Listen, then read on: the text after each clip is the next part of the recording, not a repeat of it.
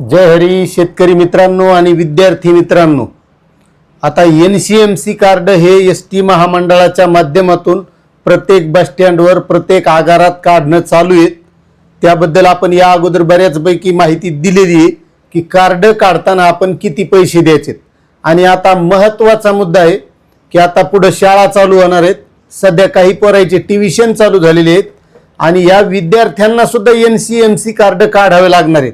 आतापर्यंत ज्येष्ठ नागरिक, अमृत ज्येष्ठ नागरिक आणि महिला याची जी काढायची पद्धत होती, तर आपलं सरळ आधार कार्ड घ्यायचं, त्या बस स्टँडवर जायचं, त्या आगारात जायचं, तिथं अंगठा द्यायचा आणि ते आपलं NCMC कार्ड काढून घ्यायचं आणि त्याच्यासाठी नवीन काढताना 199 रुपये द्यायचे आणि आपल्याकडे जुनं जर कार्ड असेल तर फक्त 149 रुपये द्यायचे।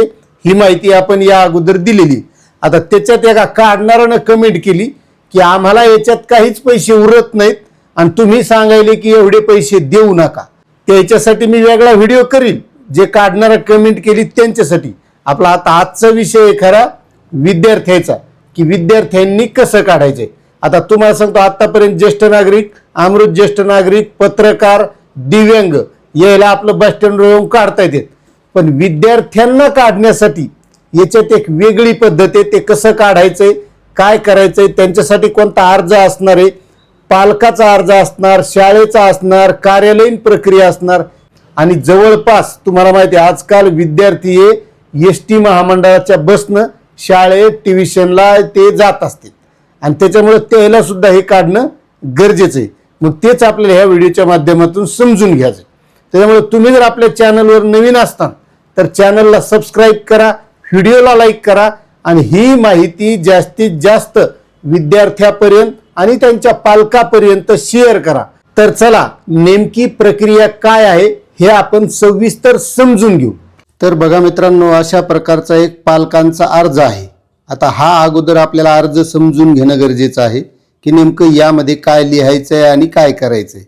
तर बघा, महाराष्ट्र राज्य मार्ग परिवहन महामंडळ RuPay on the go enabled with NCMC card मिळवण्यासाठी करावयाच्या अर्जाचा नमुना।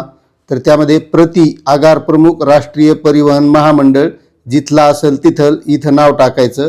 त्यानंतर महोदय मी खालील सही करणार श्री, श्रीमती आणि स्वतः, म्हणजे तिथं वडिलांचं नाव लिहायचंय। मला माझा मुलगा पाल्य, जे पाल्याचं नाव असेल ते समोर लिहायचं।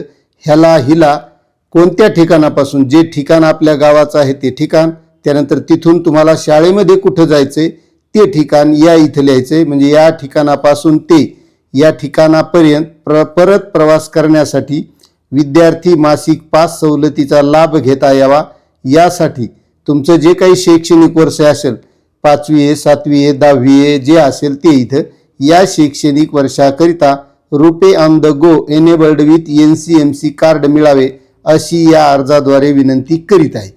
आता इथं विद्यार्थ्याचं पूर्ण नाव, विद्यार्थ्याची जन्मतारीख, विद्यार्थ्याचा वर्ग कोणता आहे, त्याचा गावाचा पत्ता, जो निवासस्थानाचा आहे तो, त्या शाळेचं नाव, शिक्षण संस्थेचं नाव, त्या शाळेचा पत्ता आणि विद्यार्थ्याचा सरळ क्रमांक इथं लिहिणं बंधनकारक आहे। त्यानंतर पालकाचा विद्यार्थ्याचा भ्रमणध्वनी म्हणजे मोबाईल नंबर इथं लिहायचा। त्यानंतर विद्यार्थी किंवा विद्यार्थिनीची जी सही आहे ती सही इथं करायची। त्यानंतर आपला विश्वासू वडिलांची, पालकांची सही किंवा अंगठ्याचा ठसा इथं द्यायचा।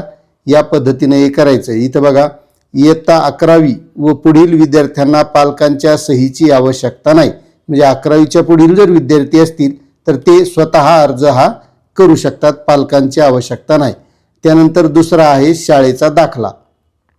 त्यामध्ये दाखला देण्यात येतो की कुमारी, कुमार जे असेल ते इथं नाव, त्यानंतर हा, ही या शाळेचा, ज्या शाळेचा असेल त्या शाळेचा, संस्थेचा विद्यार्थिनी, विद्यार्थी असून त्याची तिची वर नमूद केलेली पूर्ण माहिती आमच्या दप्तरी नोंदीवरून तपासल्या असता ती बरोबर असल्याचे आढळून येते।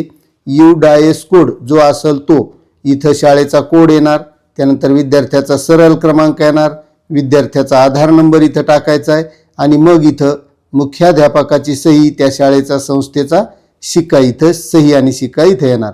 आता हे झालं शाळा आणि पालक। आता त्यानंतर आहे कार्यालयीन उपयोगीकर्ता म्हणजे महामंडळाचं।